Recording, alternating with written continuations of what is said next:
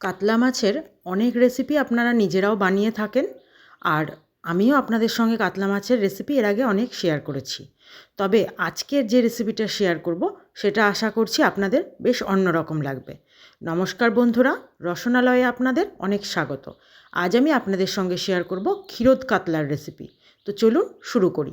তার জন্য আমি এখানে কাতলা মাছ নিয়েছি 5 পিস, একদম টাটকা কাতলা মাছ, খুব ভালো করে ধুয়ে পরিষ্কার করে নিয়েছি। এবার আমি এর মধ্যে শুধু লবণ মাখিয়ে কিছুক্ষণ রেখে দেব। আমি কিন্তু এখানে হলুদের ব্যবহার করব না, কারণ রান্নাটা একটু সাদা সাদা হবে, তাই এখানে আর হলুদটা ব্যবহার করছি না। শুধু লবণটাই খুব ভালোভাবে প্রত্যেকটা মাছের গায়ে মাখিয়ে নেব, আর তারপর বেশ কিছুক্ষণ একটু রেখে দেব। আর তার মধ্যে পুরো রান্নার জোগাড়টাও আমি সেরে নেব। এবার মাছটা রেখে আমি কড়াইয়ে প্রথমেই অল্প সাদা তেল দিয়ে দিলাম। রান্নাটা অবশ্যই সাদা তেলে করব। আর তার সঙ্গে দিয়ে দেব 2 টেবিল চামচ ঘি। আপনারা চাইলে পুরো রান্নাটাও শুধু ঘিয়ে করতে পারেন বা শুধু সাদা তেলেও করতে পারেন। আমি সাদা তেল ঘি একসঙ্গে মিশিয়ে করলাম, এতে স্বাদটা অনেক ভালো হবে। এবার আমি তার মধ্যে মাছগুলো ভেজে নেব। আপনারা কিন্তু মাছটা ভেজে তারপরেও ঘিটা ব্যবহার করতে পারেন। আমি প্রথমেই দিয়ে দিলাম, তাতে মাছের মধ্যে ঘিয়ের ফ্লেভারটা খুব ভালোভাবে যাবে। এবার মাছটাকে খুব ভালোভাবে হালকা হাতে আস্তে আস্তে উল্টে ভাজতে হবে। মাছ একদমই কড়া করে ভাজবো না, আমি সবসময় বলে থাকি মাছটা হালকা ভাজবো, আর তারপর আস্তে আস্তে উল্টে দেব। মাছটা ভেজে নিয়ে তুলে নেব, নিয়ে এই ঘি আর তেলের মিশ্রণের মধ্যেই কিন্তু রান্নাটা সেরে নেব। আর এই রান্নাটা খুব বেশি, আপনাদের হয়তো মনে হতে পারে ঘিয়ে রান্না করছি, এটা রিচ, কিন্তু সেই রকমভাবে মশলার ব্যবহার এর মধ্যে নেই। খুব হালকাই আছে রান্নাটা। তবে ফ্রাইড রাইস, পোলাও বা সাদা ভাত যে কোনো কিছুর সঙ্গেই কিন্তু খুব ভালো লাগে।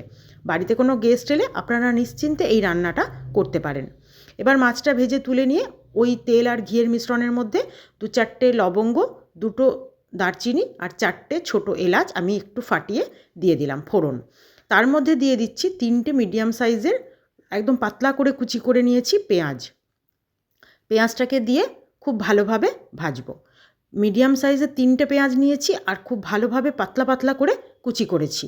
দেখেই বুঝতে পারছেন একদম মোটা নয়, খুব পাতলা করে করতে হবে। আর খুব সুন্দর রং ধরা পর্যন্ত এটাকে আস্তে আস্তে ভাজতে হবে। দেখুন একদম সুন্দর রং হয়ে গেছে, দেখে বোঝাই যাচ্ছে পেঁয়াজটা খুব ভালোভাবে ভাজা হয়ে গেছে। এবার আমি এর মধ্যে একটা মিডিয়াম সাইজ টমেটো নিয়েছি। টমেটো এখনকার শীতের টমেটো খুব সুন্দর, একদম টকটকে লাল, একদম দেওয়া মাত্র গলে যাবে। তো এই টমেটোটা আমি এর মধ্যে দিয়ে দেব। আর নিয়েছি আমার ঝালের স্বাদ অনুযায়ী 6টা কাঁচা পাকা লঙ্কা কুচি করে। এটার মধ্যে কিন্তু লঙ্কা কুচিটা দিলে খুব সুন্দর একটা ফ্লেভার হবে। ঘিয়ের সঙ্গে কাঁচা লঙ্কার গন্ধটা অসাধারণ লাগে। তো তারপর একটু ঢাকা দিয়ে আমি টমেটোটা নরম হওয়া পর্যন্ত একটু ঢাকা দিয়ে রান্না করলাম। এবার আমি খুন্তির সাহায্যে টমেটোটাকে বেশ সুন্দর করে একটু গলিয়ে নেব। আর তারপর আমি এর মধ্যে দিয়ে দেব স্বাদ অনুযায়ী লবণ। লবণটা দেওয়া মাত্র কিন্তু টমেটো এমনিই গলে যায়। আর কাঁচা লঙ্কাটা আপনারা কুচিয়ে আমি ব্যবহার করেছি, আপনারা চাইলে কিন্তু বেটেও দিতে পারেন। এবার আমি এর মধ্যে দিয়ে দিলাম অল্প একটু চিনি। এবার খুব ভালোভাবে টমেটোটাকে গলা গলা হওয়া পর্যন্ত রান্না করে তার মধ্যে দিয়ে দিলাম 1 চা চামচ করে জিরে গুঁড়ো, ধনে গুঁড়ো আর গোলমরিচ গুঁড়ো। এবার সব কিছু দিয়ে খুব ভালোভাবে আস্তে আস্তে মশলাটাকে কষিয়ে নেব। আর কষানোর জন্য সামান্য একটু জল এর মধ্যে ব্যবহার করব। তাতে কি হবে, মশলাটা খুব ভালোভাবে কষানো হয়ে যাবে। নতুন পুরনো সকল বন্ধুকে আমার চ্যানেলে স্বাগত জানিয়ে যে সকল বন্ধুরা নিয়মিত আমার ভিডিও দেখছেন, আমার পাশে আছেন, তাদেরকে আমার অসংখ্য ধন্যবাদ। আর যে সকল বন্ধুরা আজকেই আমার ভিডিও প্রথম দেখছেন, এখনও চ্যানেলটি সাবস্ক্রাইব করা হয়নি, তারা প্লিজ চ্যানেলটি সাবস্ক্রাইব করে পাশে থাকা বেল আইকনটি প্রেস করে দেবেন। নতুন নতুন ভিডিওর নোটিফিকেশান সব আগে আপনাদের কাছে পৌঁছে যাবে। এবার আমি এখানে জাল দিয়ে ঠান্ডা করে রাখা 1 বাটি দুধ, মানে 100 ml মতো দুধ হবে, তার মধ্যে 1 টেবিল চামচ ময়দা এখানে মিশিয়ে ভালোভাবে মিশিয়ে নিলাম। এবার সেটা আমি মশলাটা কষানো হয়ে যাওয়ার পর আমি এই দুধ আর ময়দার মিশ্রণটা এর মধ্যে ঢেলে দেব। তারপর আমি এটাকে একটু ফুটতে দেব। ফেসবুক পেজ থেকে যারা আমার ভিডিওটি দেখছেন তারা অবশ্যই আমার পেজটি ফলো করে দেবেন এই রকম সুন্দর সুন্দর রেসিপি পাওয়ার জন্য। এবার আমি ওই দুধের বাটিটা ধুয়ে বেশ কিছুটা জল এর মধ্যে দিয়ে দিলাম। আমার ঠিক যতটা ঝোলের প্রয়োজন আমি সেইভাবে জলটা দিলাম। আর জলটা ঠিক একটু বুঝে দেবেন, কারণ এটা কিন্তু ফুটলে ঘন হয়ে উঠবে।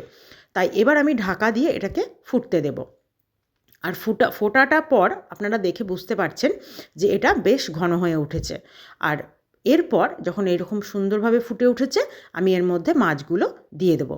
মাছটা দেওয়ার পর খুব বেশিক্ষণ ফোটানোর দরকার নেই। মাছে যতক্ষণ না মশলার ফ্লেভারটা যাচ্ছে একটু ফুটিয়ে নামিয়ে নিলেই কিন্তু এটা রেডি হয়ে যাবে।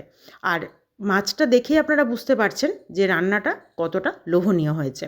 এবার আমি ওপর থেকে একটু গরম মশলা পাউডার ছড়িয়ে দেব, এতে এর গন্ধটা আরও সুন্দর হবে। এবার গরম মশলা পাউডারটা ছড়িয়ে দিয়ে একটু ঢাকা দিয়ে রেস্টে রাখবো, তারপর আমি নামিয়ে নেব। আর মাছটা দেখেই বুঝতে পারছেন কতটা লোভনীয় ও দুর্দান্ত স্বাদের। আমার আজকের এই ক্ষীরোদ কাতলার রেসিপি আপনাদের যদি ভালো লাগে, আপনারা কিন্তু অবশ্যই বাড়িতে একবার ট্রাই করবেন আর দেখবেন কতটা দুর্দান্ত স্বাদের। আর আমি কথা দিচ্ছি আপনাদের কিন্তু এই মাছের রেসিপি ভালো লাগবেই, যথেষ্ট সুন্দর টেস্ট। আপনাদের রেসিপি ভালো লাগলে অবশ্যই লাইক, শেয়ার ও কমেন্ট করতে ভুলবেন না। আপনাদের এই ছোট ছোট কমেন্টগুলো কিন্তু আমাকে আরও নতুন নতুন ভিডিও নিয়ে আসতে সাহায্য করবে। আর আপনারা যেভাবে ভালোবাসা দিয়ে আমার রসনালয়ের পাশে আছেন, একইভাবে ভালোবাসা দিয়ে আমার ব্লগ চ্যানেল সোমার ঘর সংসারের পাশে থাকবেন। আমি লিঙ্কটা অবশ্যই আমার ডেসক্রিপশন বক্সে দিয়ে দেব, সেখানেও আপনারা আমার দৈনন্দিন জীবন সম্বন্ধে দেখতে পাবেন। আর আপনাদের রেসিপি ভালো লাগলে আজকে বললাম অবশ্যই লাইক, শেয়ার ও কমেন্ট করতে ভুলবেন না। আর কেমন লাগছে সেটাও আমাকে জানাবেন। আজকের ভিডিও এই পর্যন্তই। ধন্যবাদ।